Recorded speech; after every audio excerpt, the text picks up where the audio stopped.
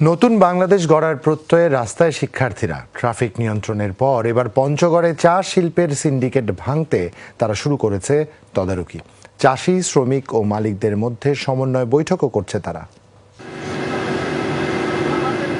দেশের দ্বিতীয় চা অঞ্চল হিসেবে খ্যাত সর্ব উত্তরের জেলা পঞ্চগড়ে চাষিদের পাতার ন্যায্য মূল্য নিশ্চিত করা, সিন্ডিকেট নির্মূল সহ কয়েকটি লক্ষ্য নিয়ে তদারকির কাজ শুরু করেছে বৈষম্য বিরোধী ছাত্র আন্দোলনের শিক্ষার্থীরা।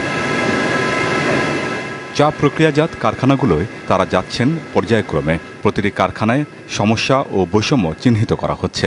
চাষি, শ্রমিক ও কারখানা মালিকদের মধ্যে সমন্বয় বৈঠকও করছেন তারা। তেঁতুলিয়াবাসীর অনেক দিনের বহুল প্রতীক্ষিত একটা বিষয় যে তারা চায়ের ন্যায্য মূল্য পাচ্ছে না। আর এই চা ফ্যাক্টরিগুলোতে আমাদের বিভিন্ন সিন্ডিকেটে ভরপুর। তো আমরা চেষ্টা করছি সিন্ডিকেট মুক্ত করার, এবং তারা যদি বিভিন্নভাবে ক্ষতিগ্রস্ত হয় এবং সিন্ডিকেট থেকে বেরিয়ে আসতে চায়, সেক্ষেত্রেও আমরা তাদের নিরাপত্তা নিশ্চিত করতে